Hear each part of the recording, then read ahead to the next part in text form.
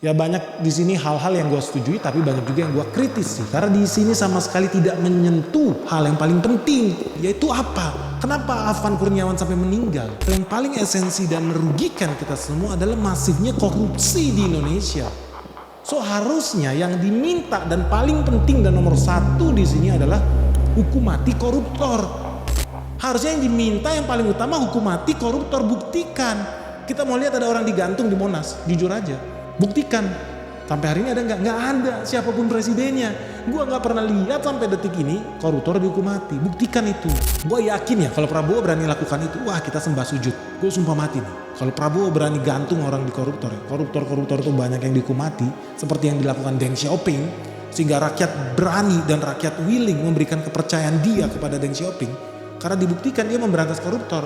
Kalau Prabowo berani lakukan itu, gue yakin seluruh rakyat Indonesia akan menyembah Prabowo. Siapapun presiden yang gak ada yang berani hukum mati koruptor. Jadi gak usah lo ngomong ayo 17, 8, 1945, 1945 permintaan. Gak ada gunanya, gak ada gunanya. Yang kedua adalah potong generasi. Cuma lu bikin undang-undang baru. Percuma lu bikin undang-undang perampasan aset, peraturan ayo gak jelas. Percuma. Kalau yang menegakkan muka lama. Nepotisme wajib dilarang. Peran anggota keluarga lu ikut bekerja, bergabung di lembaga yang sama. Contoh gini, lu gak bisa bilang dan gak bisa gak enakan juga. Pak, si Jono gak perform tuh pak, pecat dong. Weh jangan bro, dia kan ponakannya si Anu. Aduh susah.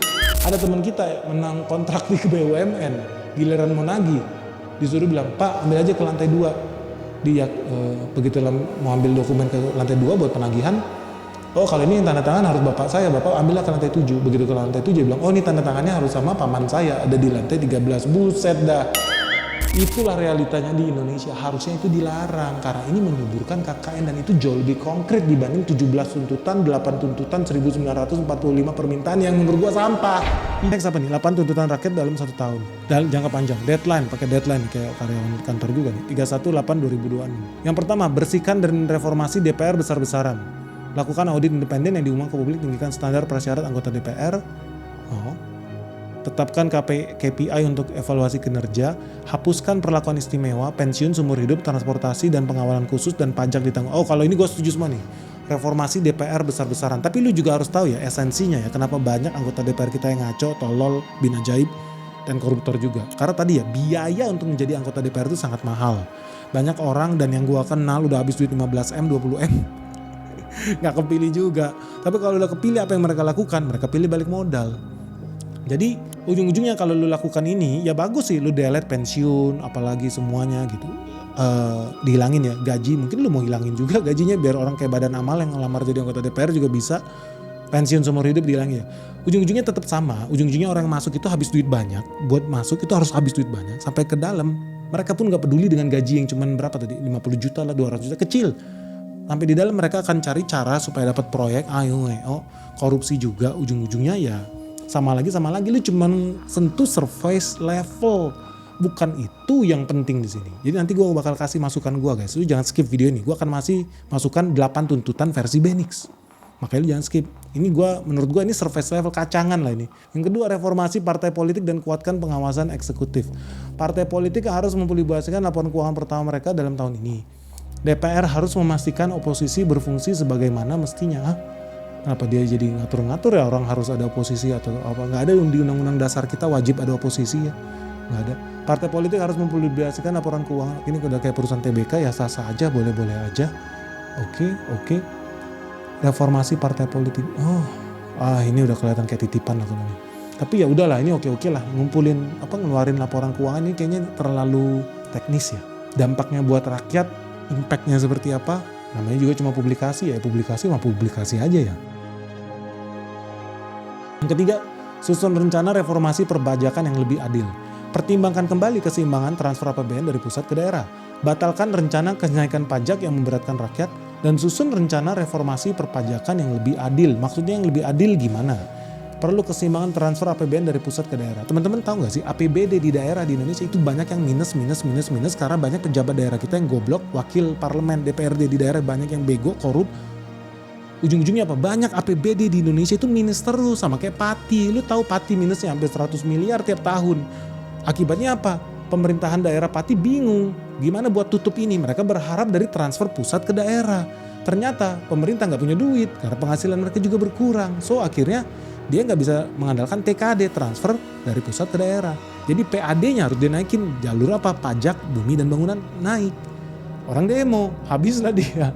Tapi lu mau minta tuntutan yang seperti apa? Kalau gue saran gue lebih konkret. Daerah-daerah yang minus nggak ada otak, merger aja udah jadi satu. Kayak perusahaan. Buat apa ada 2 dinas pertamanan, kerjanya sama-sama gak becus juga, udah merger aja jadi satu. Dinas apa? Komunikasi di publik, apa dinas informatika di daerah. Buat apa ada 2? Dua-duanya minus nih 2 daerah, sebelahan lagi, udah merger aja jadi satu. Lu hebat, dinas kebersihan lu merger jadi satu, dinas pertamanan jadi satu, dinas kehutanan jadi satu, udah penghematan lu. Anggota DPRD jadi satu juga gitu loh. Cut langsung 50%, selesai. Pasti daerahnya jadi positif, yakin gue. Nggak pakai begini ribet-ribet. Reformasi segala macam perpajakan yang lebih adil yang gimana ya. Tapi gue setuju bahwa kita perlu, karena udah jadi endemik penyakit korupsi di daerah-daerah itu defisit perekonomiannya memberatkan pemerintahan pusat. Dan memang perlu ada sistem perpajakan yang lebih adil. Di sini gue setuju bahwa ya sistem pajak kita sekarang itu terlalu mengandalkan PPh 21 dari lu dan gue, orang-orang kelas menengah. Mereka banyak mengandalkan sistem pajak dari karyawan dan buruh. Sementara orang yang super kaya bayar pajak jauh lebih sedikit dibandingkan kalian, kalangan menengah.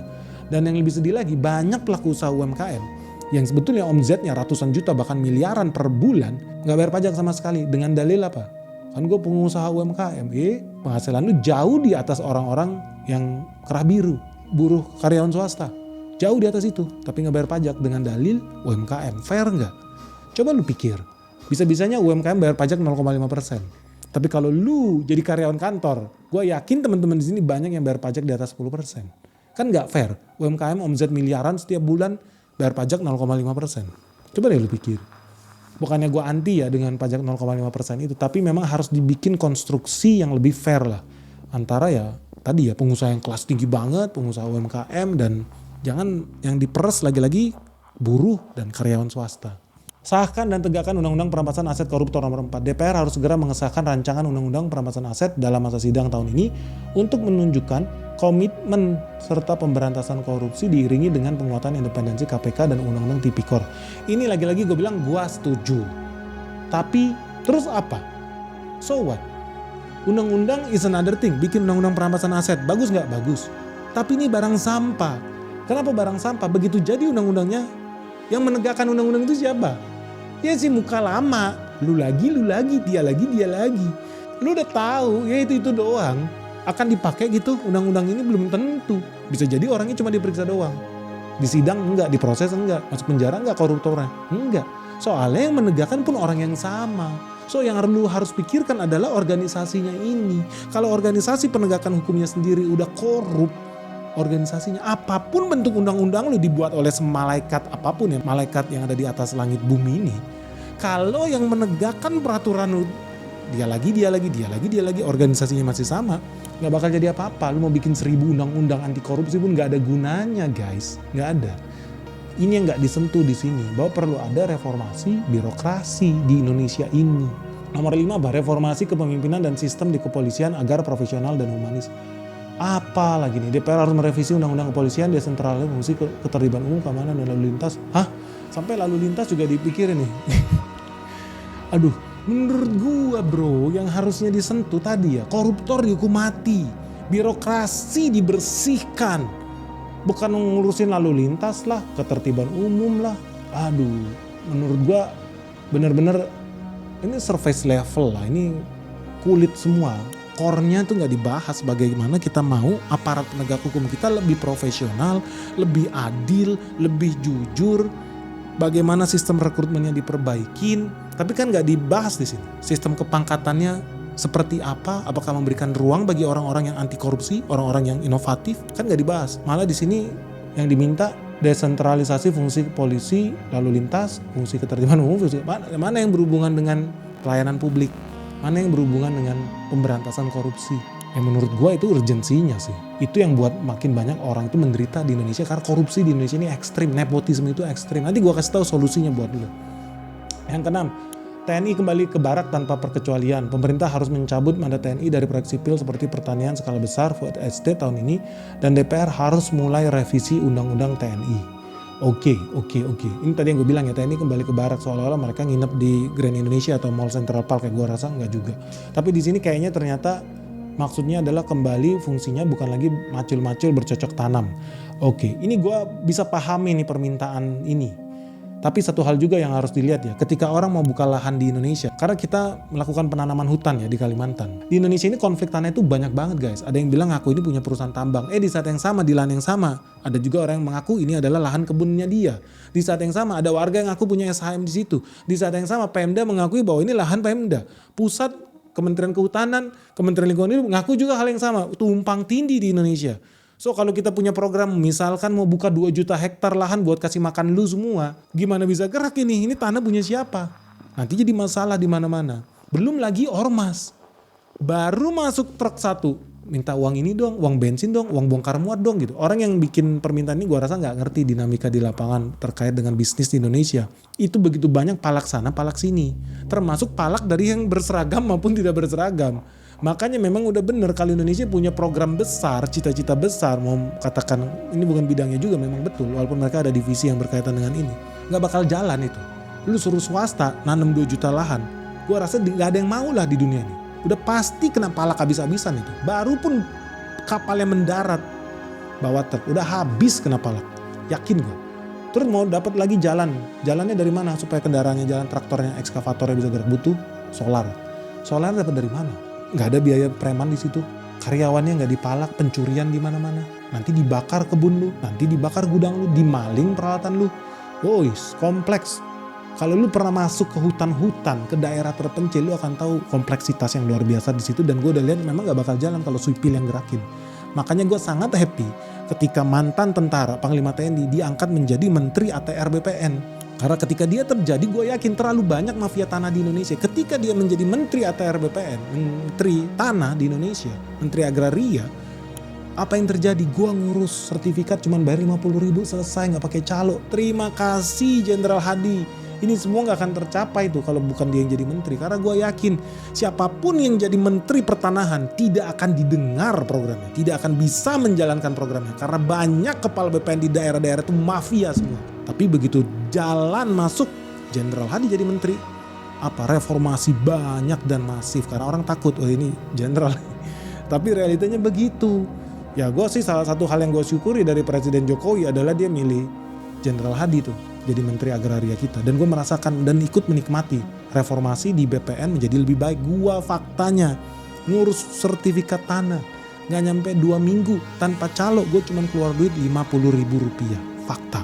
Dan itu terjadi bukan ketika yang menjadi Menteri Agraria adalah sipil. Enggak. Bertahun-tahun sipil sampah. Tapi begitu masuk Jenderal TNI, selesai urusan. Fakta. Jadi ya TNI kembali ke barak ya bagus. Gue yakin juga TNI kembali ke barak.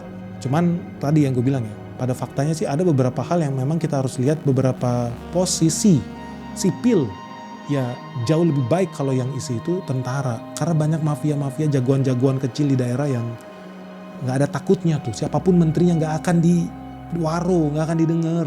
Gue orang yang hidup di dunia nyata dan menyaksikan sendiri bagaimana ya banyak kalau menteri-menteri atau petinggi-petinggi sipil itu nggak didengar di beberapa hal tertentu ya tentunya ya.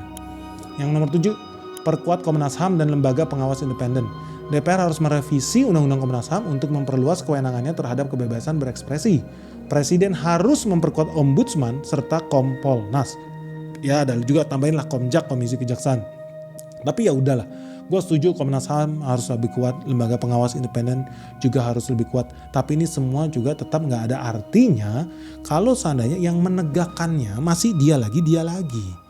Hakimnya masih sama, jaksanya masih sama, penyidiknya masih sama, penyelidiknya dia lagi. Gak bakal berubah apapun bentuk lembaganya. Jadi yang harus dilakukan apa? Reformasi birokrasi total, dan itu gak diminta di sini. Salah. Mau lu bikin undang-undang perampasan aset, pemiskinan, korupsi, lah segala macam.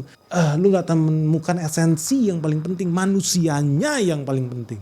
Yang ke-8 ini yang terakhir nih, udah habis nih, gue lagi sakit sebenarnya hari ini guys. Tapi yang ke-8, tinjau ulang kebijakan sektor ekonomi dan ketenaga kerjaan. Tinjau serius kebijakan PSN, prioritas ekonomi dengan melindungi hak masyarakat adat dan lingkungan, evaluasi Undang-Undang Cipta Kerja yang memberatkan rakyat khususnya buruh, evaluasi audit tata kelola Danantara dan BUMN. Ini banyak banget ya. Gue bahas satu-satu lah. Gue setuju lah soal Danantara gitu misalkan. Danantara kita nggak bisa bilang dia jelek atau buruk, nggak bisa. Bagus juga kita nggak bisa bilang juga. Karena belum kelihatan toh kinerjanya seperti apa. Tapi yang penting yang kita harus lihat governance-nya. Tata kelolanya seperti apa, ya benar di sini audit tata kelola, tapi lu mau audit gimana ya, soalnya baru jalan juga nih. Lu nggak bisa bilang dan antara rugi atau untung, belum ada, nggak bisa evaluasi juga. Tapi kita harus waspadai soal governance. So yang harus diminta apa? Transparansi dan akuntabilitas, itu yang harus diminta di sini. Kalau mau diaudit tata kelola ya kayaknya belum terlihat juga dia boncos atau tidak investasinya. BUMN di audit, ya ini menurut gue juga agak aneh. Kita sekarang udah ada menteri BUMN, ada lagi Danantara, ini juga agak aneh, tumpang tindih. Gue kasih tahu ya, Indonesia birokrasi begitu lambat dan itu nggak disentuh di sini. Ambil contoh lah, lu jadi direktur Bank Mandiri, lu mau bikin program baru atau produk baru, misalkan tabungan dengan hadiah atau tabungan dengan bunga 17%. Tabungan lu kalau nabung masuk surga, ya program-program baru lah di Bank Mandiri yang revolusioner. Ribetnya bukan main bro, cuman bikin satu brosur aja, satu program aja lu harus minta persetujuan dari mana? OJK. Nanti minta lagi persetujuan dari Bank Indonesia. Nanti minta persetujuan lagi namanya soal duit, Kementerian Keuangan. Nanti minta lagi ngobrol lagi soal birokrasinya, Kementerian BUMN. Jadi ada Kementerian Keuangan, ada Kementerian BUMN, ada OJK, ada Bank Indonesia, belum lagi terakhir karena lu TBK, Bank Mandiri. Ada lagi lu ngobrol lagi sama Bursa Efek Indonesia. Gila bro, banyak banget nih lu harus koordinasi, akibatnya lelet. Lambat, tidak gesit. Menurut gua aneh. Harus dirampingkan lah biar jauh lebih profesional. Semua bisa dibeli kok. Pakai apa? Aku laku. Beli Profesional dan lebih gesit. Kalau enggak ya BUMN kita akan terus ketinggalan nih. Ya sedih, sayang sih. Evaluasi Undang-Undang Cipta Kerja yang memberatkan rakyat khususnya buruh. Ini di bagian apa ini gua nggak tahu. Tapi menurut gue Undang-Undang Cipta Kerja, ini gue nggak tahu nih bagian apa yang diminta di sini ya, karena nggak cukup jelas. Terus prioritas ekonomi dengan melindungi hak masyarakat adat dan lingkungan. Terus evaluasi Undang-Undang Cipta Kerja memberatkan. Ini gue nggak tahu nih maksudnya apa. Mungkin dia minta apa? Undang-Undang Cipta Kerja dibatalkan atau apa? Agak nggak jelas ini. Tinjau serius kebijakan PSN dan prioritas ekonomi dengan melindungi hak masyarakat adat dan lingkungan. Ya oke lah. Anyway guys, lu penasaran nggak guys? Gue udah sampai di sini. Ya banyak di sini hal-hal yang gue setujui, tapi banyak juga yang gue kritisi karena di sini sama sekali tidak menyentuh hal yang paling penting, yaitu apa? Kenapa Afan Kurniawan sampai meninggal? Apakah dia ada menuntut Undang-Undang Cipta Kerja? Gue rasa enggak. Hal yang paling esensi dan merugikan kita semua adalah masifnya korupsi di Indonesia. So harusnya yang diminta dan paling penting dan nomor satu di sini adalah hukum mati koruptor. Buktikan dong, kita ini konsekuen, kita punya nyali sama koruptor, kita punya keseriusan memberantas korupsi di Indonesia, karena itu yang buat kita semua susah. Harusnya yang diminta yang paling utama hukum mati koruptor, buktikan. Kita mau lihat ada orang digantung di Monas, jujur aja, buktikan. Sampai hari ini ada nggak? Nggak ada, siapapun presidennya. Gua nggak pernah lihat sampai detik ini koruptor dihukum mati. Buktikan itu. Gue yakin ya kalau Prabowo berani lakukan itu, wah kita sembah sujud. Gue sumpah mati nih. Kalau Prabowo berani gantung orang di koruptor ya. Koruptor itu banyak yang dihukum mati. Seperti yang dilakukan Deng Xiaoping. Sehingga rakyat berani dan rakyat willing memberikan kepercayaan dia kepada Deng Xiaoping. Karena dibuktikan dia memberantas koruptor. Mau kucingnya hitam atau putih nggak peduli. Yang penting dia bisa nangkep tikus. Ketika dia naik jadi presiden dia banyak bantai itu hukum mati.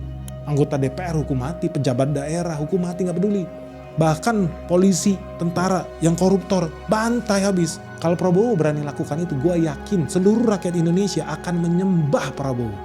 Dan kita rela angkat dia jadi presiden seumur hidup. Kenapa? Sudah bertahun-tahun Indonesia itu siapapun presiden yang nggak ada yang berani hukum mati koruptor. Ngeri. Aneh. Jadi nggak usah lo ngomong ayo 17, 8, 1945, 1945 permintaan. Nggak ada gunanya. Yang kita butuh apa? Yang Afan Kurniawan butuhkan apa? Pemberantasan korupsi. So yang paling penting nomor satu, hukum mati koruptor. Yang kedua, gimana caranya biar korupsi itu nggak berkembang di Indonesia? Gampang, solusi yang gue kasih. Ini 8 permintaan Benix nih. Yang kedua adalah potong generasi guys.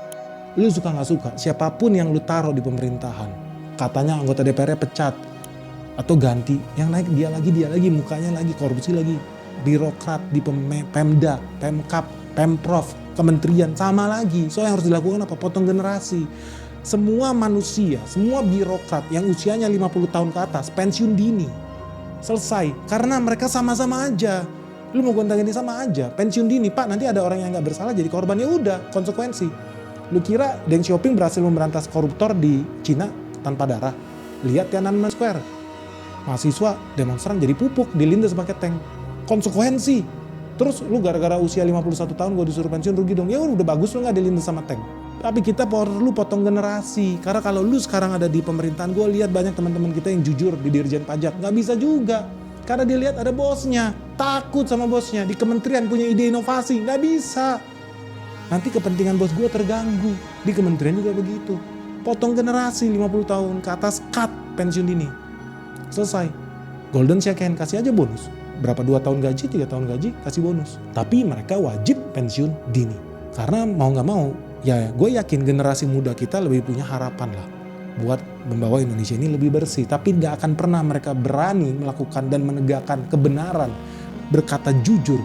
Kalau bosnya sendiri bangsat, dia takut dipecat, dia takut dimutasi, dia takut dikriminalisasi. So, potong generasi adalah hal yang wajib dan ini dilakukan oleh Deng Xiaoping, ini dilakukan oleh Jepang ketika dia mau bersih-bersih birokrasi. Percuma lu bikin undang-undang baru. Percuma lu bikin undang-undang perampasan aset peraturan yang nggak jelas. Percuma kalau yang menegakkan muka lama sama baik. So yang kedua adalah potong generasi. Yang ketiga dan yang paling penting, ini tuntutan BNX ini sangat konkret dan gue yakin berdampak positif langsung nih. Yang ketiga adalah nepotisme wajib dilarang. Maksudnya apa Pak? Kalau lu berada di dalam institusi yang sama sampai 2 derajat ke bawah dan 2 derajat ke samping dilarang anggota keluarga lu ikut bekerja, bergabung di lembaga yang sama. Contoh ada bapaknya kerja di BUMN. Anaknya kerja nanti juga di BUMN. Cucunya nanti kerja lagi. Lama-lama jadi kayak perusahaan keluarga nih. Gak gerak ini perusahaan. Korupsi pasti jadi di mana-mana. Jadi melembaga. So itu harus dipotong. Gak boleh. Kalau udah ada 1 orang di dalam BUMN, BUMD, Pemprov, Pemda, Kementerian, TNI, Polri. Anaknya gak boleh lagi masuk di situ kerja. Pasti nanti nepotisme. Selesai. Larang. Sampai 2 derajat ke bawah gak boleh masuk di lembaga yang sama. Jelas, clear perintah BNX ini. Clear. 2 generasi dilarang masuk. Ada hubungan darah ke bawah maupun ke samping. Sampai ke atas. Contoh kalau gue jadi polisi. Bapak gue gak boleh jadi polisi. Anak gue gak boleh jadi polisi. Cucu gue gak boleh jadi polisi. Selesai, fair. Pasti gak ada KKN. Pasti. Karena 2 derajat ke bawah dilarang. Lalu apalagi 2 derajat ke samping. So kalau gue punya saudara kandung boleh gak masuk institusi yang sama? Gak boleh. Saudara kandung gue punya anak berarti ponakan gue. Boleh gak masuk institusi yang sama? Gak boleh juga. Karena 2 derajat ke samping. Gak boleh. Dengan begini lu gak bisa bilang dan gak bisa gak enakan juga. Pak si Jono gak perform tuh Pak. Pecat dong. Weh jangan bro. Dia kan ponakannya si Anu. Aduh susah. Pak si itu kerjanya gak bener. Jangan bro. Dia kan anaknya si itu. Weh susah. Ada teman kita menang kontrak di BUMN, giliran mau nagih, disuruh bilang, Pak ambil aja ke lantai 2. Dia begitu mau ambil dokumen ke lantai 2 buat penagihan, oh kalau ini yang tanda tangan harus bapak saya, bapak ambillah ke lantai 7. Begitu ke lantai 7 dia bilang, oh ini tanda tangannya harus sama paman saya, ada di lantai 13. Buset dah.